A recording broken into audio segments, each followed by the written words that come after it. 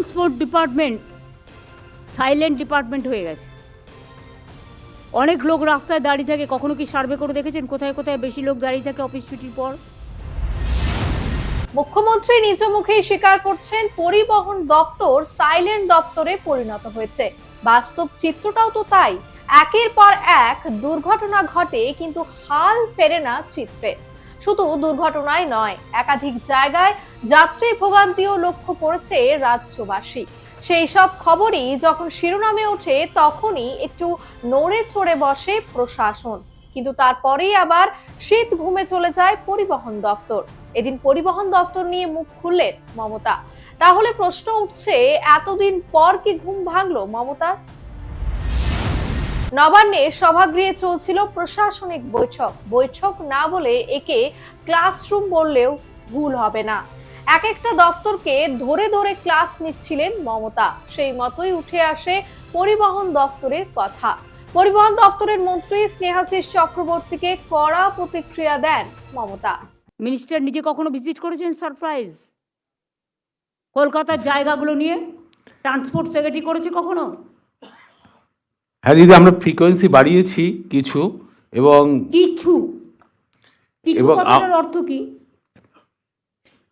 কিছু কথাটার কোনো অর্থ হয় না। তুমি একটা ট্রান্সপোর্ট মিনিস্টার, তোমাকে মাথায় রাখতে হবে কিছু কথার কোনো উত্তর নেই। মানুষ যাতে অফিসে যাবার সময়, অফিস ফেরত বা অন্যান্য সময় ঠিকমতো যাতায়াত করতে পারে সেটা দেখতে হবে। কলকাতায় মাঝে মাঝে ঘুরে দেখো ওয়ার্কিং ডেগুলোতে কোথায় কোথায়, শুধু কলকাতায় একটা জায়গায় গেলে হবে না, সারা কলকাতা ঘুরতে হবে, ইনক্লুডিং আইটি সেক্টর, ইনক্লুডিং হসপিটালগুলোর সামনে আফটার ভিজিটিং আওয়ার্স। 13 বছর ধরে সরকার চালাচ্ছে মমতা। এর আগেও বহুবার মন্ত্রী আমলাদের ধমক দিতে দেখা গিয়েছে মমতাকে। প্রশ্ন উঠছে, কেন বারবার ধমক দিতে হয় মুখ্যমন্ত্রীকে? তাহলে কি তার কোনো কথাই মেনে চলেন না মন্ত্রিসভার সদস্যরা? সাধারণ মানুষ অবশ্য জানাচ্ছেন, ধমকের পর কিছুদিন ঠিক মতো কাজ চলে, তারপর যেই কে সেই। সামনে 2026 সালের বিধানসভা ভোট, তাই ঘুম ভেঙেছে মুখ্যমন্ত্রী। তাই সাইলেন্ট দপ্তরকে এবার জাগাতে চাইছেন। দিনের পর দিন রাজ্যে বেড়েই চলেছে দুর্ঘটনা, কিন্তু রাজ্যের প্রশাসন সেদিকে নজর না দিয়ে হাত পেতে টাকা নিতে ব্যস্ত। সেই সব দিকগুলোর কথা কিভাবে দেখেছেন মুখ্যমন্ত্রী? নাকি শুধু আদেশ দিয়েই দায় এড়াতে চাইছেন মুখ্যমন্ত্রী? ব্যস্ত শহরগুলিতে প্রতিদিন ভোগান্তির শিকার হাজার হাজার মানুষ। এদিকে ট্রাফিকের অচলাবস্থা, অন্যদিকে ঠিকমতো যাত্রী বাসের অভাব। সেই সব দিকগুলি নিয়ে কোনোদিনই মাথা ঘামায়নি পরিবহন দপ্তর। আবার যেখানে যাত্রী বাসের সংখ্যাটা একটু বেশি, সেখানে প্রশ্ন চলে আসে সুরক্ষার। বাসের রেশারেশিতে বলি হন যাত্রীরা।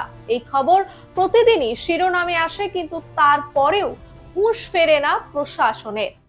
আর পুলিশকে বলবো, স্পিড কমিয়ে ওভার স্পিড করা যাবে না।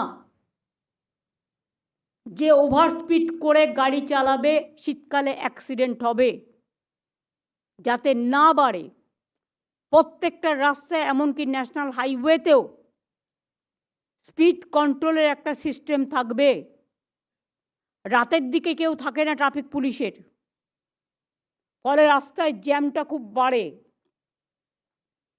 সেকেন্ড হুগলি ব্রিজে ঘন্টার পর ঘন্টা লোক দাঁড়িয়ে থাকে।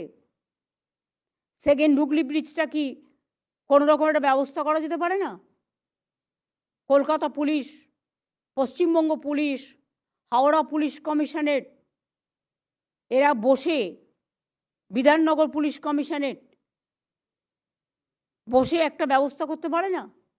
সেই সময় ট্রাকগুলো চলে, ফলে টোটাল ট্রাকগুলো একটা জায়গা দিয়ে চলে, ফলে সেকেন্ড হুগলি ব্রিজটায় যদি কোনো ইনসিডেন্ট হয়ে যায়, আমি তোমায় বলছি। শুনলেন তো বক্তব্যটা?